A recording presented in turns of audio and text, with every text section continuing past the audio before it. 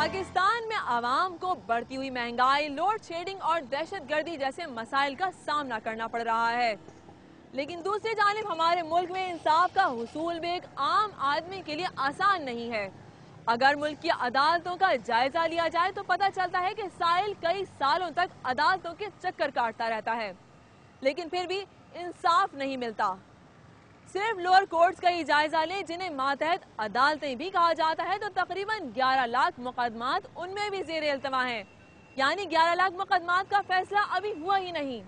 आज की दूसरी कहानी भी यही है कि मुल्क के मुख्तलिफ शहरों में आवाम को किन किन मराइल से गुजर कर इंसाफ के हुसूल के लिए जाना पड़ता है।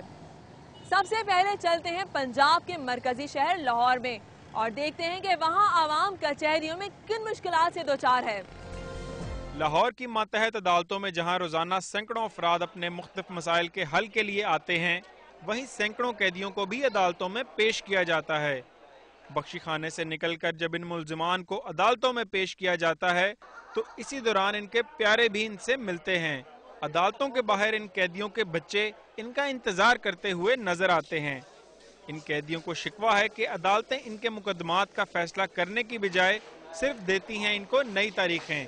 मैं 9 साल हो गए ना मेरी कोई सुने तो भाई मैं किसी ने दसना। मैं जो भी आया तरीक उत्ते एक गड्डी दे 60 बंदे 65 बंदे सी आने आ, ठीक है ना, तो गर्मी बड़ी है, ठीक है।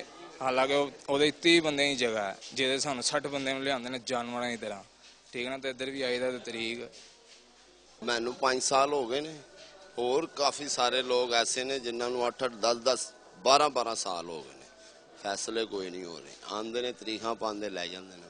कैदियों के अलावा मुद्दइयों और मुल्ज़मों के लवाहकीन का भी एक लंबा सिलसिला है, जिनका ये कहना है कि वो कई कई साल से अदालतों के धिक्के खा रहे हैं।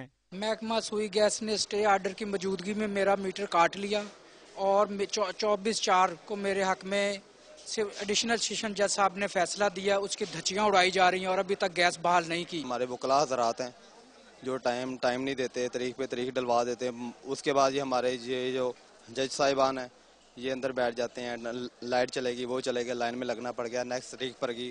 2005 से चल रहा है भाई, और उसका दोस्त मर्डर हुआ और आज तक सिर्फ जलील किया जा रहा है। जलील हो रहे हैं, गवाहान हो गए हैं, जिरानी अम्बे हो रही, मुखालफिन हर हरबा इस्तेमाल कर रहे हैं। अदालतें यहाँ की लगता है बेबस हैं, कुछ भी प्रोग्रेस नहीं। सुबह बस आओ, दोपहर को तारीख मिलेगी। अगर तारीखें डालनी है तो भाई फिर बुलाते किस लिए इधर। 7 साल होगा जी मोए, तारीख 10वें दिन 11वें दिन तारीख पड़ रही है और बस कोई सुनाई ना हो रही है। नजायज मेरा बच्चा अंदर आ। 13 साल हो गए ने जी भाई मेरे कतल होए नूं ते 13 साल गुजर गए ने, सानू अदालतां कचहरियां चक्कर लांदे आ, लेकिन हाले तक मुलजम नूं ओदी कीती सजा नहीं मिली। दूसरी जानिब अदालतों में मौजूद वकला का कहना है कि जुडिशल पॉलिसी आने के बाद अदालतों की जानिब से बेशुमार पुराने मुकदमात पर फैसले सुनाए गए।